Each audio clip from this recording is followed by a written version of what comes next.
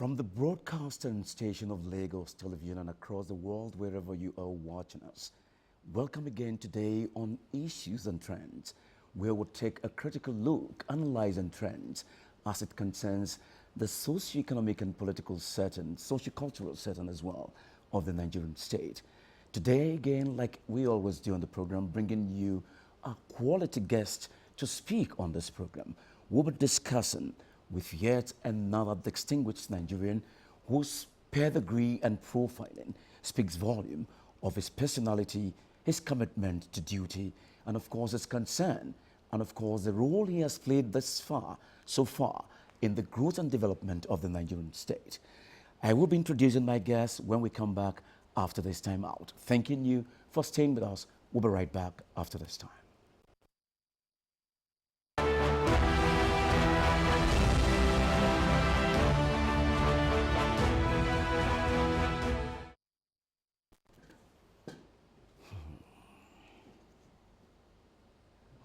Welcome back.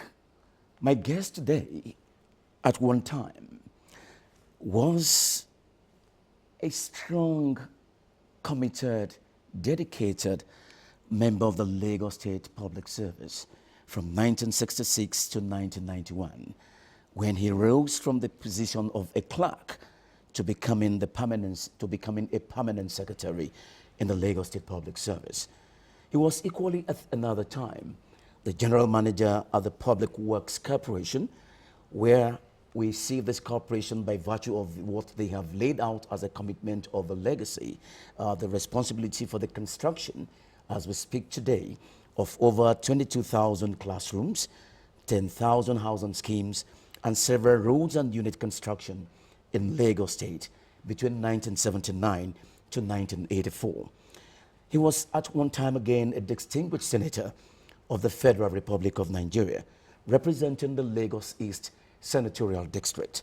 And aside that, he equally served the nation, the fatherland, as a Honorable Minister of Works in the Federal Capital of Nigeria. He also served as the Pro-Chancellor in the Federal University of Agriculture in Abeokuta. He's a legal practitioner by his professional calling, and today he's also a member of the Governor Advisory Council, GAC, in Lagos State, and a party chieftain of the All Progressives Congress, APC, in Nigeria. Please join me to say a big welcome to distinguished Senator Kingsley Adesheye Ogunlewe. We say a very big welcome, sir. Thank you. It's my pleasure to be here. For the time to have you today. Thank you very much. Thank you for having me. Your foray in the politics of Nigeria cannot be underestimated when we look at the role, when we look at all that you have also played, the role you've played, the responsibilities you've been assigned with, and of course your involvement in the entire equation of the calculation of how Nigeria is being governed today. And if today someone said to you that we are not where we should be today as a corporate entity called the Nigerian state, would you agree with that? Of course I will. Particularly those who designed our constitution were military people. Although they allowed civilians to participate, but they had their own concept of Nigeria, centralized government, being military people. And it has been hindrance to our national development, the type of constitution we operate. That is to say, you speak of the present unitary constitution, yes, or kind of centralized constitution? It is too centralized, it is too unitary. And unfortunately for us, it's been unbundled gradually. Maybe we'll get a perfect one or a near perfect one in future. Until that is done, you know, you will see assignments that normally should have been conducted by local government and state are being done by the federal government. The level of concentration, the quantum of funding that is available at the federal level, you can see it is really not allowing Nigeria to develop as a nation. How fast we would have developed if we had a constitution that is federal in nature, that gives more powers to the state and less to the federal government. Federal government doesn't need those powers at all. Because if you centralize power, Nigeria is so big, the population is so huge, for you to say you are going to be the only one to determine the development of such a wide nation. And it's a problem.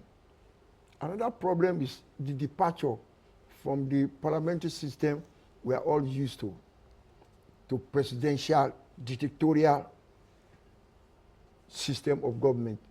For underdeveloped country, is a lot of hindrance. Because if you look at elections, executive who are responsible actually for development of the nation, they are not elected.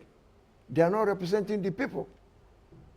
You only elect two people, the governor and the deputy, the president and the vice president, in executive capacity to determine the future of the generality of Nigeria. That, to my mind, is not the democracy we are used to. When we were younger, we were used to parliamentary system, parliamentary debate. You know, people representing a community, a constituency, debating about that constituency in parliament, in executive capacity. But now they are only selected, and they don't seem to have any constituency. So they are not accountable to the electorate. So how can they know what electorate wants? And it's a real problem, and we must sit down and address it. Let me give you an instance. Normally, all policies must be policy of the party. But what do we have now? The president, the vice president, or the governor will get into office.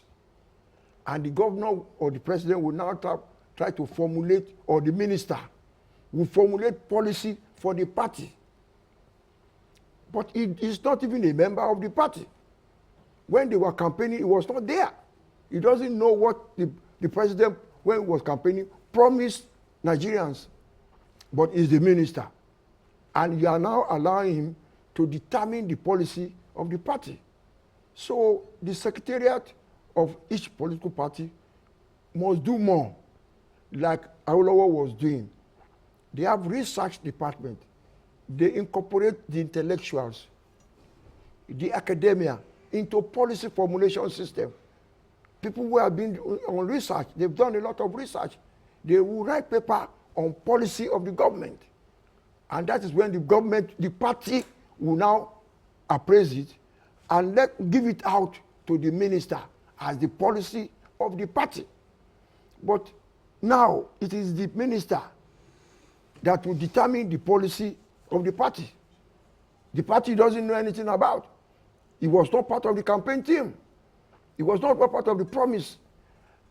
So how do we now formulate policy? So what I am advocating is for party secretariat to take additional responsibility of research and policy making to assist Mr. President.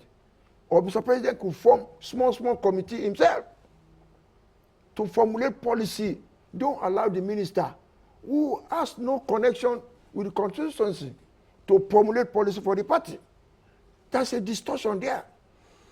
Okay, we know that in a democratic setting, much as we have the shortcomings of the experiences we've seen, gravitating from regionalism after the departure of the colonialists to the parliamentary, which was what played out, that we all saw each region trying to, showcase, exhibit development respectively, a very competitive development, to what we have seen as presidential, to the unitary, to all of this we have experienced that you have highlighted.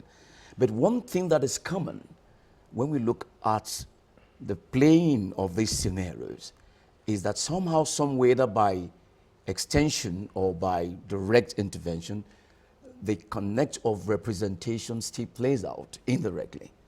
And what I'm trying to say is democracy gives room for representation in governance.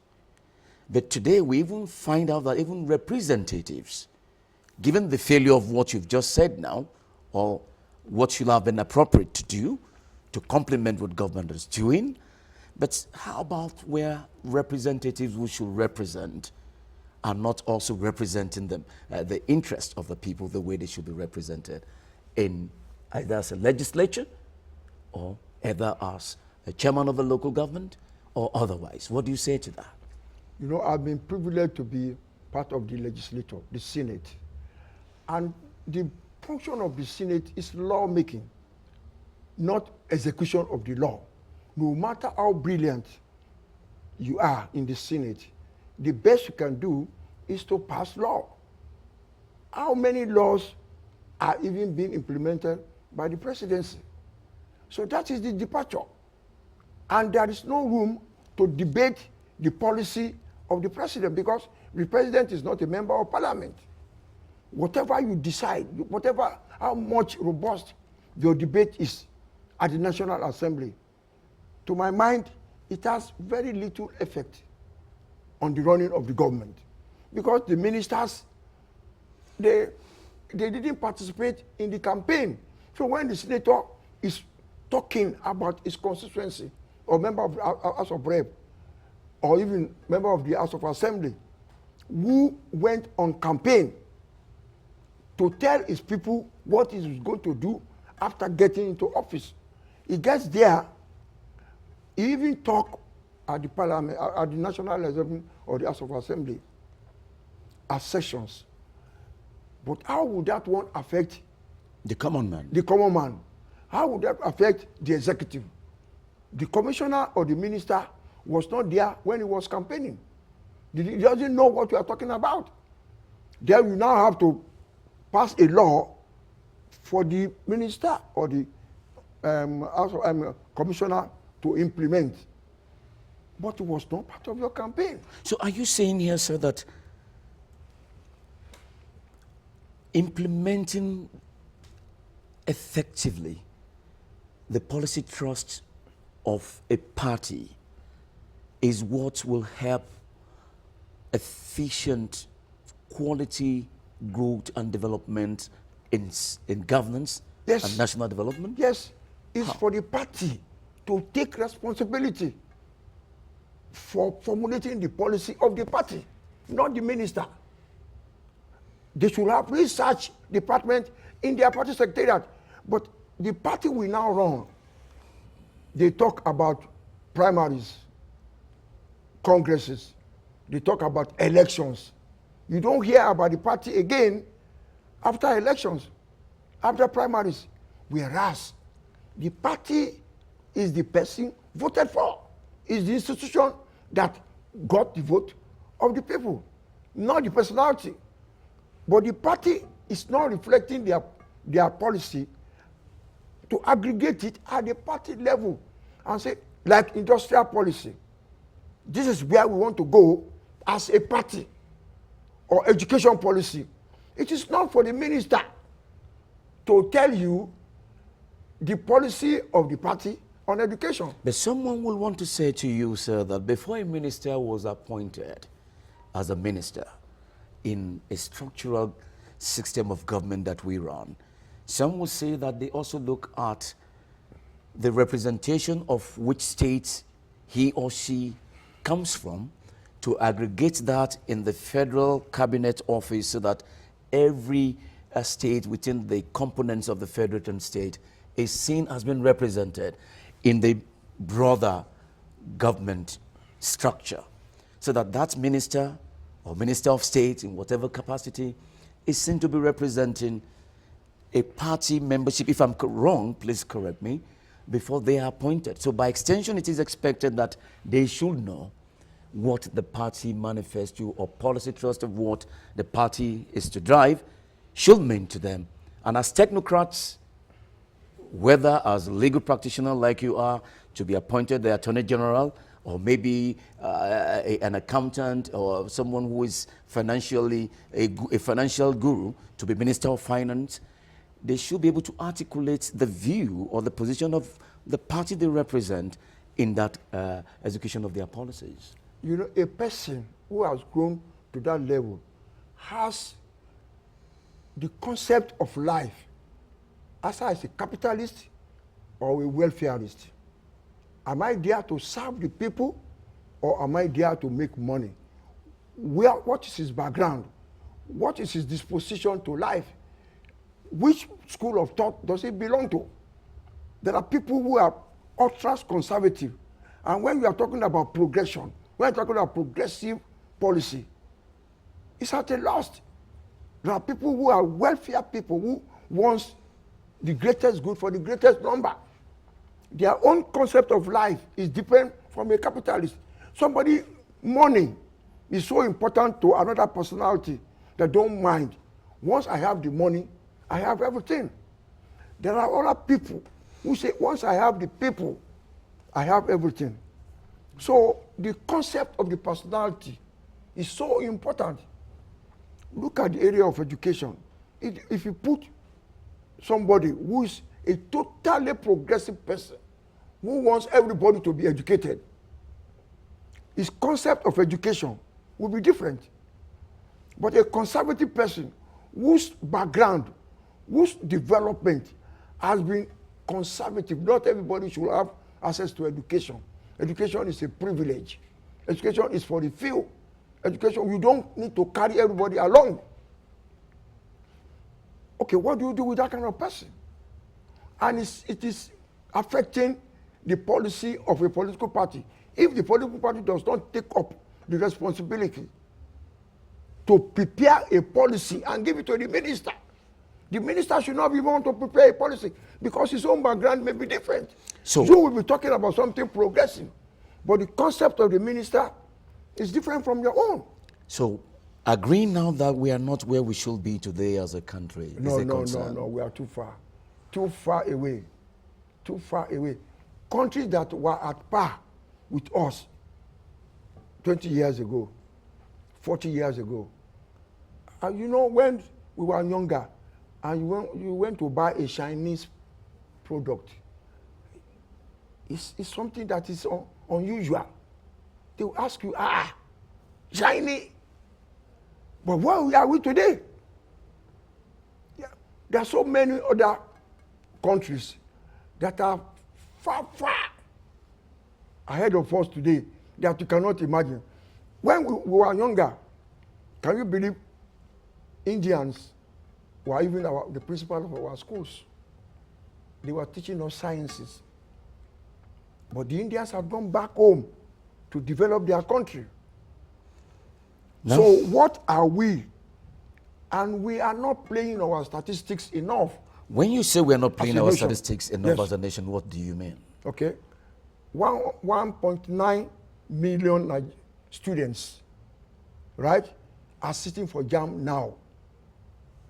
Right? What is the plan for them? 1.9 million. And the space available is only 20%. So what do you do as a nation? Where is your plan? Where is your policy to accommodate everybody? Let me give you it's so worries me. 350,000 students apply to read medicine. 350,000. Right? Over 500,000 apply to read engineering. The government is not concerned that these are human resources that God has given you to develop your nation. If we try to produce 350,000 doctors every year, in another 10 years, where do you think Nigeria will be? And they are available. Brilliant. So where does this all add up to we progressing in our developmental growth as we speak today? We are not just ready. Where are we? Okay, what can be done, or what have we not gotten right? It is use the statistics available to develop your country. Look at arable land. 33 million hectares. Niger State alone can feed the whole Nigeria. But who is looking at it? This is the only country in the world where, when we were younger, you put ordinary corn on the floor. It was an experiment in our primary school to grow corn, to grow beans. That is the endowment of Nigeria soil. But where are we today? That we cannot even produce ordinary gari because nobody is looking at gari as a factor for our national development. The people, they don't need any other thing other than gari. How can we say we are buying a module of gari 3,500? I went to the market to buy 3,500. I say, something will grow at our backyard. What is gone with our nation? There are researchers in our agric institution, and we have over 60 of them that are research on all these products, only for you to invest in them and produce. When you don't invest, how do you produce? But some said that all you have said, well, it's real, but the problem before now to where we are has been a problem of leadership. Political will. So, with your experience, and you also being involved, because you are not just anybody that anyone can take for granted, you've played your role and you've played your part.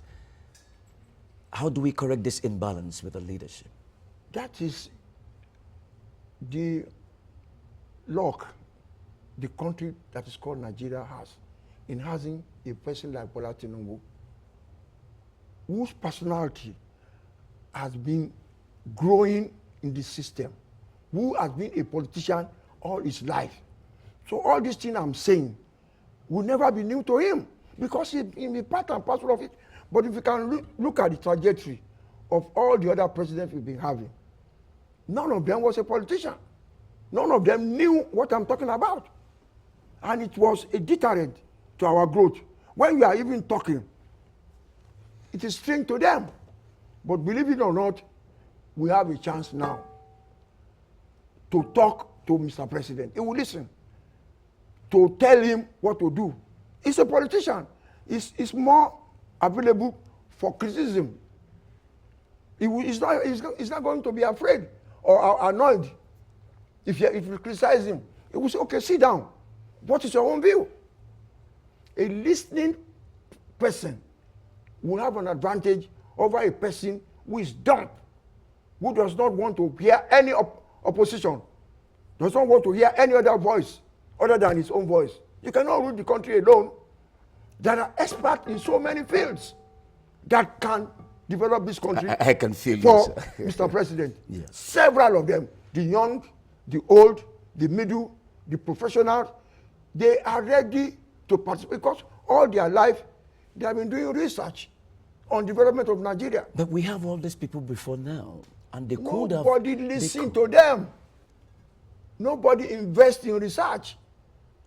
Nobody knows that cassava is a product that can lead Nigeria to prosperity. Nobody knows. They know, they will pretend they don't know. You cannot sit down, okay, let us form a committee on production of cassava. How many professors do you have in Nigeria on cassava? Gather them together. This is money. In another 1 year, I want this volume of gari produced. They'll produce them. But where you don't know intellect, intellectual people, people who develop nations, are subjected to the background. You close universities, research centers. Which country does that? These are people who are knowledgeable to advise you. They don't need anything. But when you surround yourself with mediocres, whose only interest is profit. But if you look at the leadership, let me just reference a point here. At one time, we had a Mr. President who said, yes, it is my duty to appoint ministers, but it is also my responsibility not to listen to them, even if they give me advice. I don't want to name, but I'm just referencing. For such leadership of a president, who should also listen to technocrats' advice, like you said, and it's such a, no, I may choose not to. Would you blame the technocrats for such an error of judgment in not listening for the change to be made? May not take the advice hook, line, and sinker, but you must listen. You must allow them to participate. You must allow them to contribute. It is not everything they say that you must take. No. But listen to, no matter how stupid somebody's contribution or perception of an issue is, listen to the person. You may be able to gain a little bit of knowledge about what he's saying. But if you say, no, I don't want to listen, I know it alone, you will never succeed as a leader. A leader must listen. A leader must participate. A leader must allow people to criticize you and say, no, you are doing the wrong thing. This is wrong. This is not for our nation. Okay? What is your view? This is my view, this is my view. Okay? What is your own view? You counter this one. Okay. What do we do? Can you prepare a paper for me? Can you do research for me? Can you gather yourself as a committee of professionals in one field and give me a paper? They will do so without collecting money from you. But we or can you do a research? I'll give you 100 million naira. Give me a research in another 6 months, 1 year on this product. They will do it for you. But as I speak with you, distinguished Senator, someone said, as we speak today, in the book or in terms of research materials, that Nigeria is not short of any. At all. But the problem is the political will for the leadership of the political structure to channel such referencing of this aggregation of views that have been put together for the good of the country. But rather than do that, it's not been done by virtue of the absence of political will. Do you blame, who can we blame for that shortcoming? No. If you play a blame game, you are not assisting the system. If we play a blame game, we are not assisting the system. Yes. My own view is, what do we do now? So what do we do now? How do we solve our problems now? If you begin to talk about yesterday, we won't you are move not forward. a serious person. Okay, now let us take that now from what you've said. So, okay, what do we do now? Okay? The problem we have now is power, electricity. There are researchers, there are professors, there are eminent people who have done a lot of research on power production, distribution, and transmission.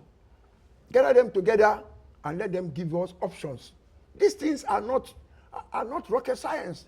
If you want to do wind energy, we have the coastline where there are maximum use. We can have maximum use of the wind. If it is sun, we have the sun. If it is gas, if it is water, God has blessed Nigeria.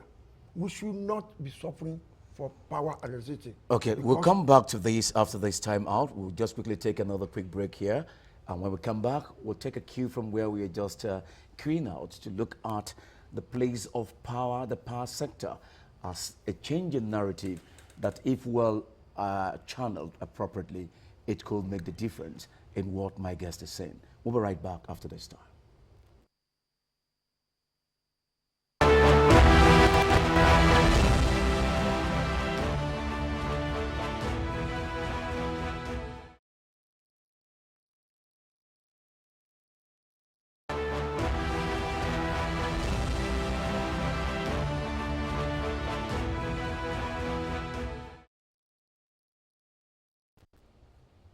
All right, welcome back. If you're just joining us, it's Issues and Trends, where we're looking at the social, political, and economic growth and development concern as in terms of analyzing. Take it back again. Take that way, come back again. Thank you. Welcome back, and thanks for staying with us. If you're just joining us, it's Issues and Trends, where we're taking a critical look, analyzing trends and issues as it concerns the socio-economic and political growth of the Nigerian state. And our guest still is a former distinguished senator of the Federal Republic of Nigeria, Senator. Hold on. Okay, it's a technical manufacturing, just in the two, just hold it two. The coastal road. So, yes, I'll bring that poem now.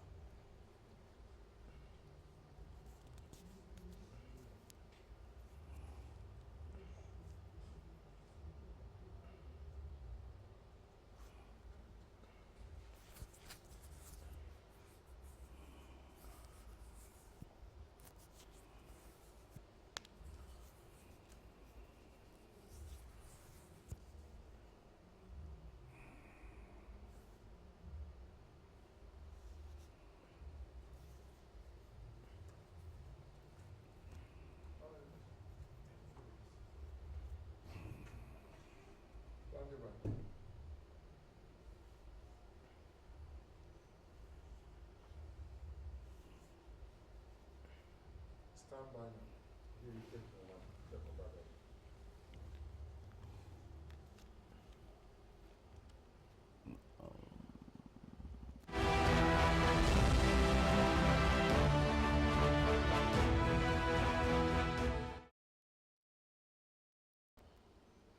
Welcome back and thanks again for staying with us. And if you're just joining us, it's Issues and Trends, where we are analyzing critical issues as it got to do with the socio-cultural and economic development of the Nigerian state, and looking politically at the political perspective of this narrative. My guest still again, a former distinguished senator of the Federal Republic of Nigeria, distinguished Senator Kingsley Adesheye Ogunlewe. Sir, we must thank you for the time with you. Now, we were talking about the power sector.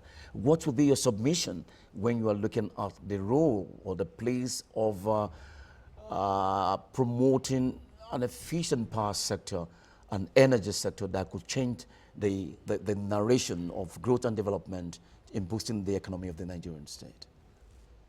We are lucky now that things have changed.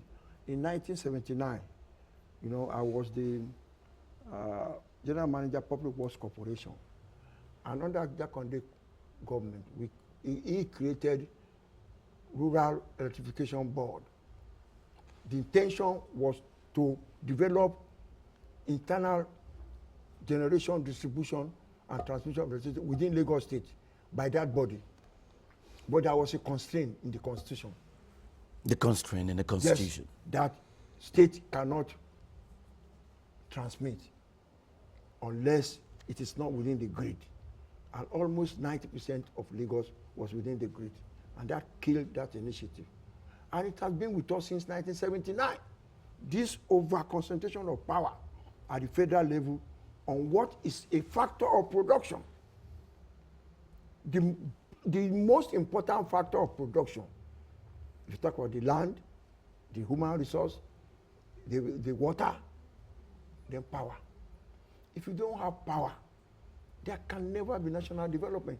Even God himself did it. Let there be light. And there was light. And yes, the first thing he did. So why can't Nigeria think, as of 1979, it was a military dictatorship that imposed that kind of unified system. But now, things have changed. It's for Mr. President to ask each state, according to their given ability or resource, to provide electricity for his people within the next 5 years. It is compulsory. No Nigerian should use generator again in another 5 years.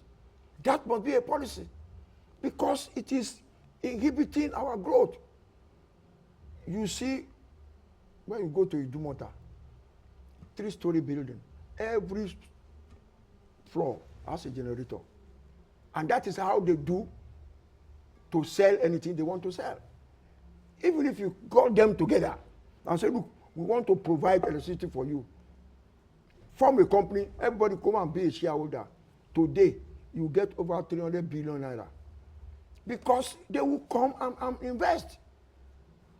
And then so there is a need to create a very viable power sector that could help drive growth and development. If you go to Ijora today, ECN, that we grew up with, the facility is still there. Nobody is even looking at it. And it is free land, which can be demolished. And the structure is still there. It's still there. ECN. Electricity Corporation of Nigeria. That was the only institution that was providing electricity, apart from the one in Jos, for the whole of the country. So, I know Lagos State is doing a lot in this regard, but it must have a timeline. That in another 4 years, nobody in Lagos State will use generator again. Let everybody contribute money. Let us be the shareholder. We have enough personnel. All the banks, all the sellers, you know, all the businessmen buy shares in the company. All right. In another 3 years, we will not have one single generator in this state again. If we can channel appropriate policy trust in that direction. Yes. All right. A viable institution, infrastructure is also part of what promotes growth and the economic viability of any country or even a state. So the place of infrastructure comes to play here. And I know that at one time, you were one time the Minister for Works in this country. And that says a lot in terms of what you must have as a policy thrust of the then government to have an insight into road construction in the country, and of course to expand road construction development for the good of economic viability in the country. Where can we say we are today if you had to look at that? We are not doing badly, honestly. Particularly during Gowon's regime. We have 33,000 kilometers of federal highway. 33,000 kilometers. And that is huge, apart from state roads and local government roads. So, but it is maintenance. Maintaining that 33,000 kilometers has been an albatross. And that was why FEMA was created as a maintenance institution for all the roads. So the federal government is now giving them a lot of money so that they can, if they maintain it at 3,000, then we can now do expansion. But where the 3,000 kilometers of road are in very deplorable condition, it's not good for our country. Who can we blame for that? Because they have It's been funds. They have been funds before this time. You will agree. No. You see, it can never be funded by the government alone. That was why they wanted to create, toll gates in a to few generate revenue at the time. Yes, viable. For maintenance. There are viable ones that can generate enough funds to maintain those ones. While the government will now maintain those that are not viable. But someone would tell you that we are not doing well when we look at road infrastructure in the state, in the country today. No, well, everybody wants, it's a policy that is defective. Maintain existing ones.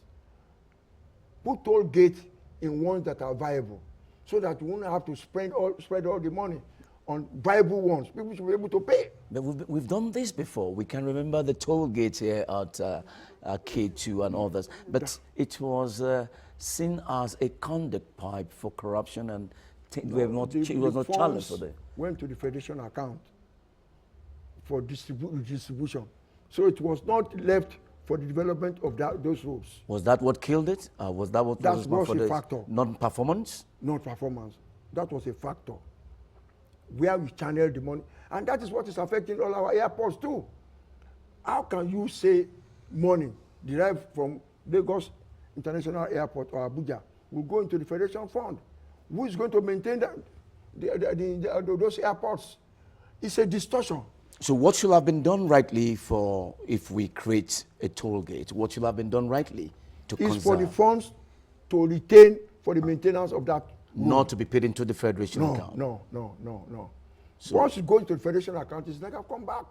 So there's a flaw there. That's a factor, yes. The other factor was price of petrol. It wasn't to increase it. I said, okay, we cannot be paying toll gate while increasing the price of petrol. It was a problem. At that time? At that time.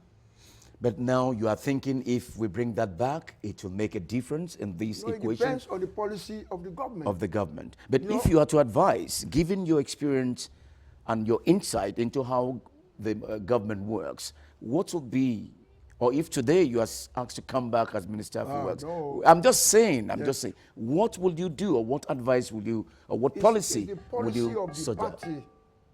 It is not for the minister to dictate the policy.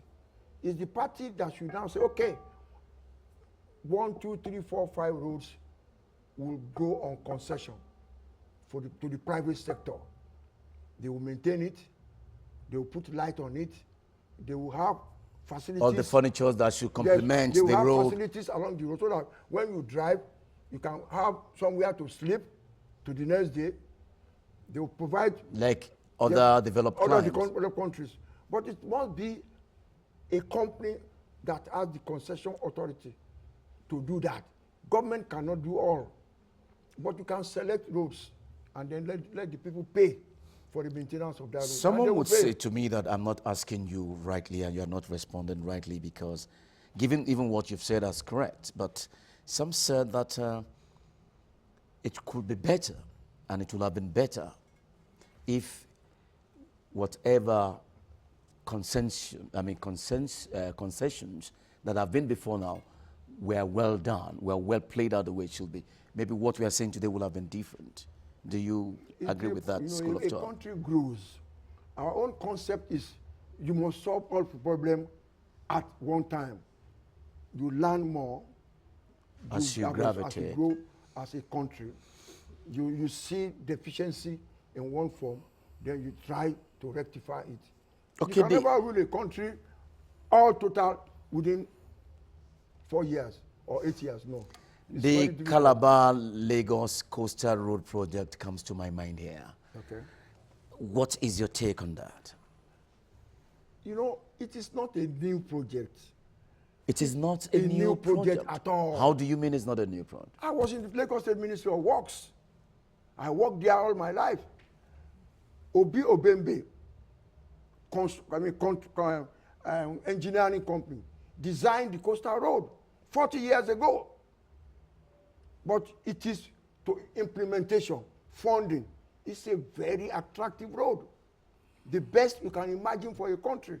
But how do you fund it? The political will to fund it. That was the problem. But where we are imagine, today, you know, we have something like that from Lagos Island to Eleko Junction. That is Lekki. From Eleko Junction to the coastal road. The coastal road, about 70 kilometers, is already there. so is a right step in the right direction Perfect. as we speak today. Perfect. But there have been Perfect. criticism. There is no policy that will not be criticized. None. Because of they don't... Selfish interest? They don't see it. Self-centeredness? No, but no, everybody cannot see it the way you see it. They think it's a new thing. It's not a new thing. It's been on the drawing board for over 40 years. And I've been part of it. Obi Obembe designed it. So your submission for that would be it's the right step in the right direction. Total. No debate. But you can't see it. It's a futuristic thing. It is when it is done, you appreciate it. All right, we must go now, my distinguished senator, thanking you for today. But then before you go, you must leave us with a thought.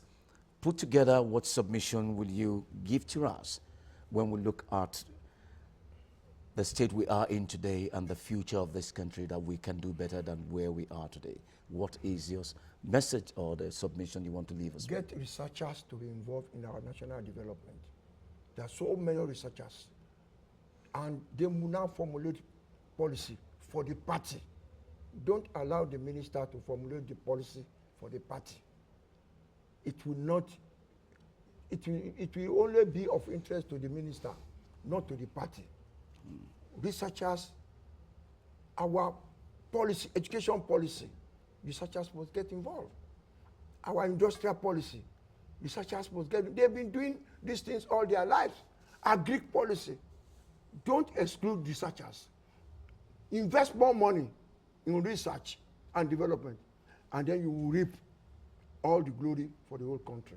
We must thank you very sincerely, distinguished Senator Kingsley Adesha Ogunlewe, for the time to be here with you. Thank you so very much for the honor. Thank you. Thank you so very much. Well, viewers at home, that is where we will take yet another time out. We want to thank you out there for staying with us. Well, you can please check on our social media handles to connect with us.